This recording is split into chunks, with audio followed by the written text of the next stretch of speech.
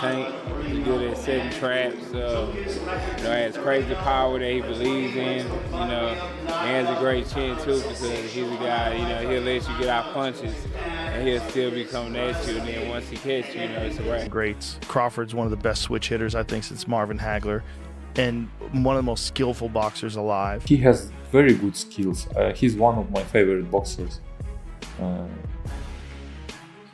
Errol Spence was left stunned, praising Terence Crawford's unbelievable training for the Canelo fight. Having shared the ring with him, Errol acknowledged Crawford's exceptional ring IQ and elite skill set. Watching Crawford's recent training, Errol couldn't believe the speed, precision, and masterful footwork on display. Terence looked like a monster in motion, sharp, explosive, and laser-focused. This version of Crawford is a dangerous force that Canelo simply cannot underestimate.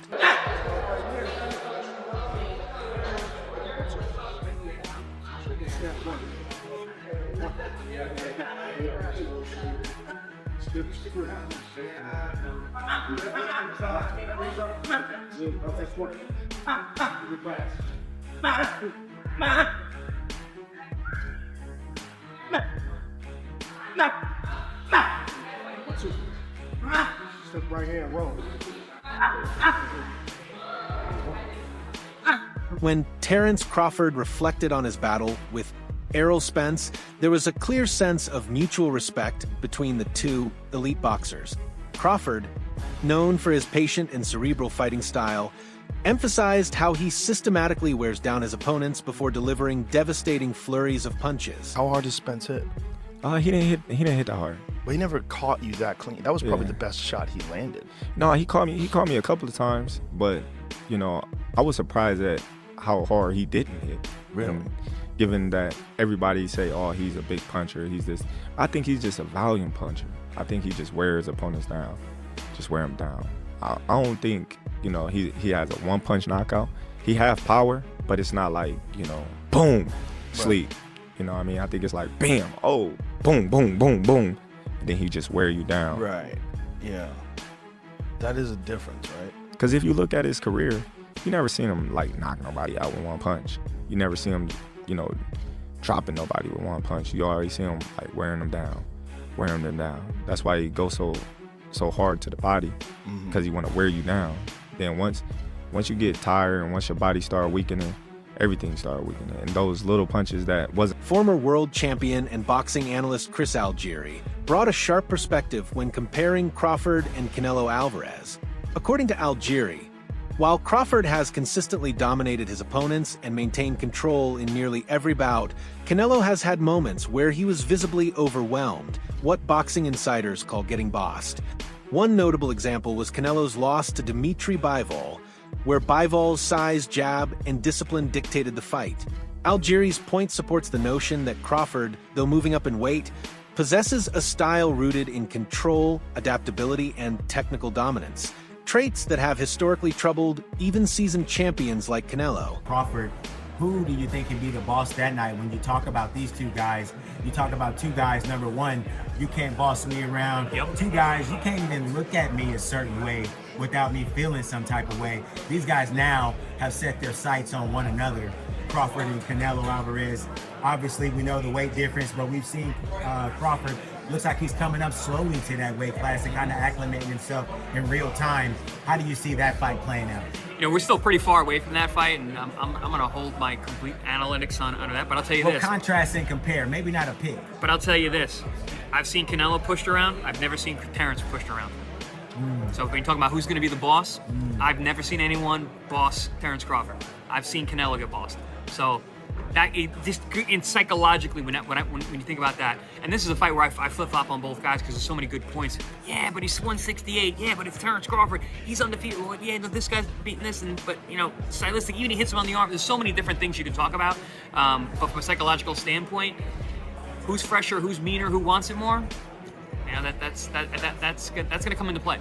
As a boxing fan, how much fun is it to see those two attitudes come together? It's kind of like the unstoppable force versus the immovable object getting ready to collide.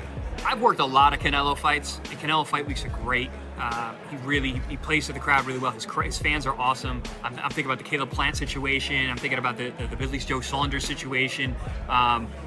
When he gets that in his head that he's got an extra chip, he becomes a really dangerous. Veteran commentator Max Kellerman provided a balanced breakdown, stating that while both Crawford and Canelo have unique advantages, Crawford edges the contest when considering recent performances and overall skill set. Kellerman highlighted Crawford's timing, switch-hitting ability, and knockout power, which have peaked impressively in recent years. In contrast, Canelo, though still elite, has shown signs of slowing down, especially in movement and aggression. While Canelo's size advantage could be crucial in clinches and exchanges, Kellerman leaned toward Crawford as the more complete and currently sharper fighter. Counterpunching. But overall, I have to say Crawford. If you go down the list and ask me about tactical advantages, most of them are Crawford. What Canelo has is size, and as a result, physical strength and punching power. Canelo also has a great chin. But in terms of, if you want to go skill for skill, especially the recent version of Canelo, who's had to turn into a seek and destroy guy, who had to learn as his career went on to cut off the ring and not just follow guys around. Like Lara, Trout, Floyd, he followed those guys around. He had trouble because he's really a natural counterpuncher who wants you to come to him. But in recent years at super middleweight, he's gotten really good at cutting off the ring. Again, last fight notwithstanding. So as an overall suite of skills, recent vintage, it's been Crawford. Mm-hmm. But Canelo also is skilled and has a larger skeleton than Crawford. No matter what they weigh, Canelo's the bigger guy. Yeah. You briefly mentioned Canelo's power, so who I would assume Canelo has the You'd have to think, unless Crawford, Crawford was on a knockout streak until he moved up to junior middleweight and then failed to stop Madrimov. So, and Canelo, though he has not stopped anyone in a while, we've seen he's a real puncher at 68. As far as speed, who has a better speed? You would imagine Crawford, given the fact that he is the natural. The dynamics of this mega fight are fascinating. On one hand, Crawford is stepping into unfamiliar territory by moving up in weight, which traditionally poses risks to speed and stamina. On the other hand, Canelo, while experienced at this level, is no longer the same explosive force he once was. Recent fights have shown him struggling to secure knockouts, favoring cautious control over the relentless pressure of his earlier days. This suggests that while Crawford faces a physical challenge, Canelo's decline in certain areas could level the playing field. If Crawford brings his best, sharp footwork, elite ring IQ, and stamina, he certainly has a path to victory. For Canelo, obviously at 168, he has been a bit of the smaller man at that weight class. And in the last couple of years has had trouble finishing opponents and getting guys out of there like he would have at 160 or 154. So you have a bit of the duality there. Both guys coming into this fight in the, let's say, twilight of their careers, or maybe twilight of their primes, however you want to look at it. Canelo is going to be, I think, 35. Terence is 38. So you have a similar situation, different paths, and different struggles for both fighters. But when you look at who has to do more in this fight, it's clearly Terence Crawford, as far as what he's giving up and sacrificing to win this third undisputed championship and to try to beat Canelo, who has only been beat twice in his career, one of which was Floyd Mayweather being slick and tagging Canelo with counter punches when Canelo missed, being the smaller, lighter fighter and up there in age that was still able to take advantage of the youth and experience of Canelo Alvarez, but also just being a defensive maestro and able to counter off of that. Floyd is one of one. And then you have Dimitri Bivol, who was the bigger fighter, and the things that Canelo does very well didn't really hurt him too bad, right? The things that had carried Canelo up in division was his power and the ability to break an opponent down, maybe not stopping them. Young and rising boxing talent Abdullah Mason expressed strong confidence in Crawford, predicting not just a win, but a shocking one for many spectators. He emphasized that Crawford's power, often underestimated, could catch the world by surprise. While most narratives focus on Canelo being the stronger fighter due to size, Mason flipped that idea. He suggested that Crawford's ability to generate power through timing, angles, and precision might be even more impactful. If Crawford connects cleanly and often, especially in the later rounds, Mason's prediction could very well become reality. I'll say Canelo Crawford, your prediction quickly. Canelo Crawford. I got faith that Crawford could take it. I got faith in Crawford. I feel like Crawford, he might surprise some people with his strength. So it all depends on who's the best. Dimitri Bivol, the man who recently handed Canelo a clear loss, offered high praise for Terence Crawford. Having observed Crawford closely, Bivol noted that Terence has bulked up impressively and possesses the skill set needed to win this fight. Bivol's opinion carries weight. He understands what it takes to beat Canelo. He highlighted Crawford's discipline, speed, and intelligence as key weapons. When someone of Bivol's caliber endorses a fighter, it signals that this contest is far more competitive than it may appear on paper. I thought he's big, and he has very good skills. He's one of my favorite boxers. He able to win this fight,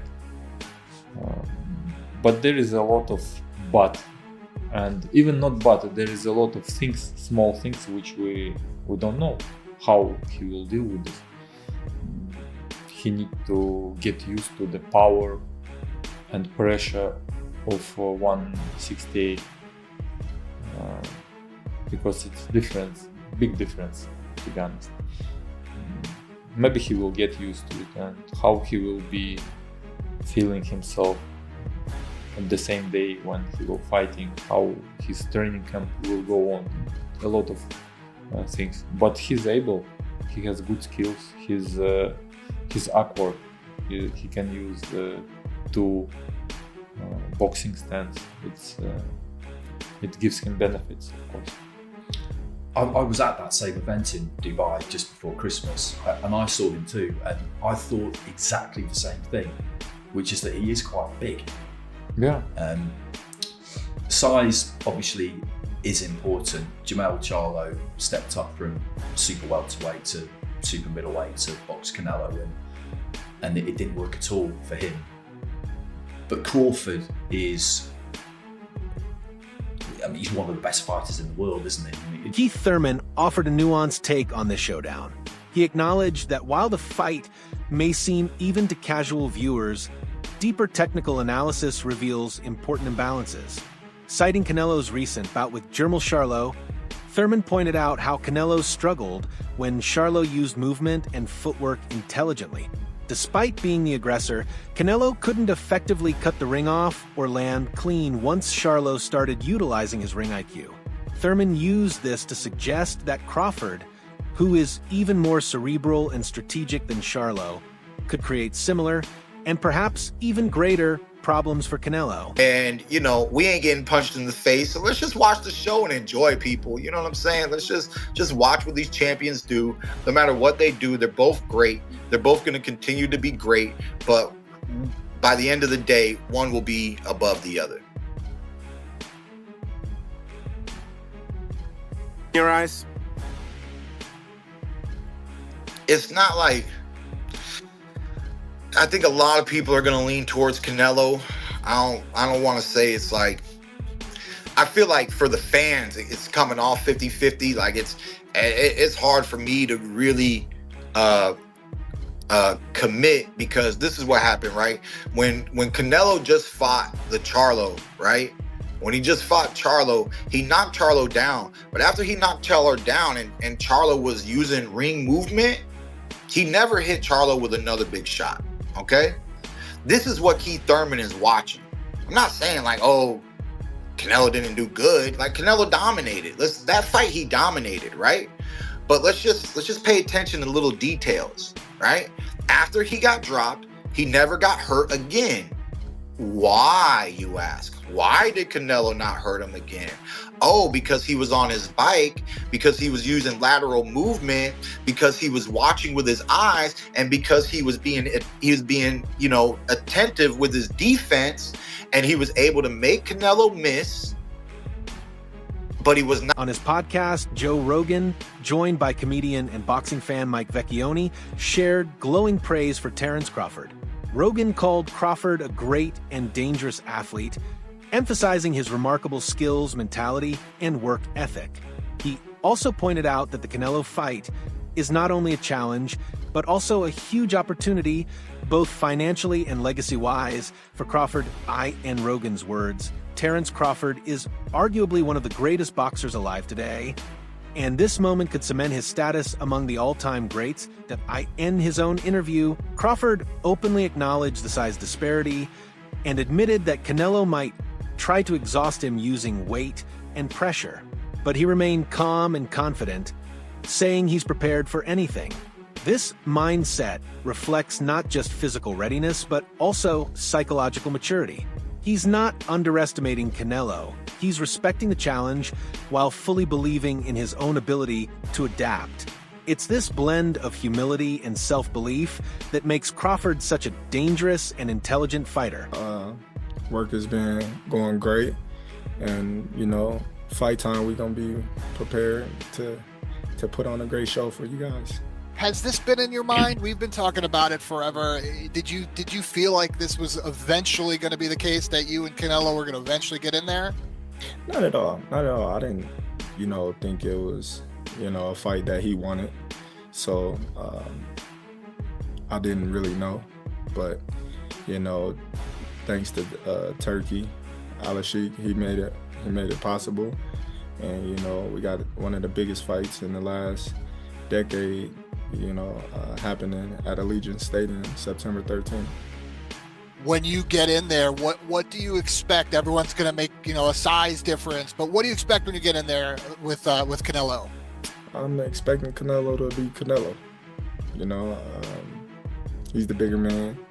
I expect him to, box a little bit, but I also expect him, to try to walk me down and be the bigger man. So, we expect everything in there.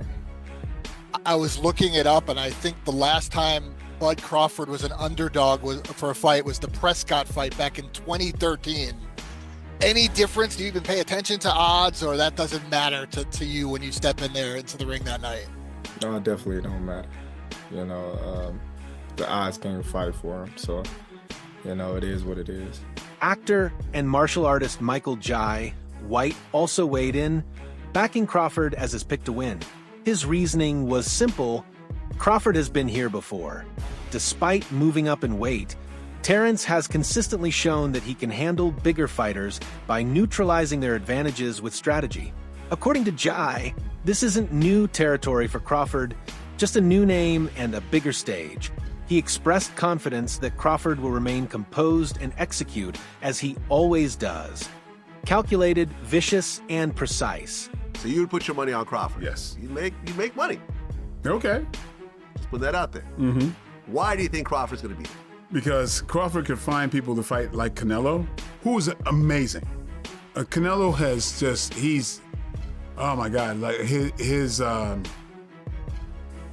evolved. I saw how he evolved defensively and everything. I just don't think he's as fast as Crawford. And I think Crawford is just a little step ahead as far as movement is concerned. And so I think it's going to be Mayweather Canelo Part 2. That's what I think. Canelo is naturally heavier. Yeah, Crawford ain't gonna knock him out. Huh. But I don't know if Canelo's gonna land very solidly on Crawford. Calvin Ford, trainer of Gervonta Tank Davis, praised Terence Crawford for taking such a massive challenge. Ford emphasized that it takes a different kind of fighter, mentally and spiritually, to accept a bout where the odds, weight, and pressure are all stacked against you. According to him, that's what separates Crawford from the rest. His courage to chase greatness, even when the path is risky. This willingness to confront giants, both literally and figuratively, is a testament to Crawford's legacy-driven mindset. Best example for him. Last question for you. Go for Canelo, who wins? Man, both of them guys are great. I respect Canelo. I respect Crawford to jump in and take a big fight like that, and that's what makes great fights, to see the big fights and wondering which side gonna win. But like I said, they say Canelo's the GOAT. I remember when Canelo fought Floyd, you know what I'm saying? And so it's like we getting another chance at seeing Crawford fight Canelo. Veteran trainer Robert Garcia offered a candid assessment of Canelo's current style. He pointed out that Canelo, unlike earlier in his career, no longer pushes aggressively for knockouts. Instead, he now favors a more calculated approach, winning rounds, conserving energy, and minimizing damage. Garcia attributes this change to age and the goal of long-term career preservation. While Canelo is still highly effective, this shift in strategy means he may not bring the same fire Crawford is expecting. If Crawford can capitalize on that slower pace, the fight could shift heavily in his favor. It's because Canelo doesn't go out for the knockout anymore. Canelo's just now. You know, we've seen in the last few fights, he just does enough to win. He did the same against Munguia. He dropped Munguia, but then they didn't want to finish him. Charlo, Berlanga. He wants to cruise through the fight. You know, he's up there, you know, in not in age because he's only like 33 or 34, but he's fighting since 15. 15. A lot of training camps, a lot of sparring matches. So all that takes a lot out of your body. So he takes care of his body too. So he doesn't go all out because he doesn't want to just finish his body. He knows he still has a few more years and a few big fights where he wants to take care of himself and not punish himself too much. That's why he hasn't been able to knock those guys out. Not because he can't. I think he just does enough to win. I think Shiraz also has great power, man. I think Shiraz has the power. That's it for today's video. If you enjoyed this deep dive into the Crawford versus Canelo showdown, make sure to like, comment, and subscribe.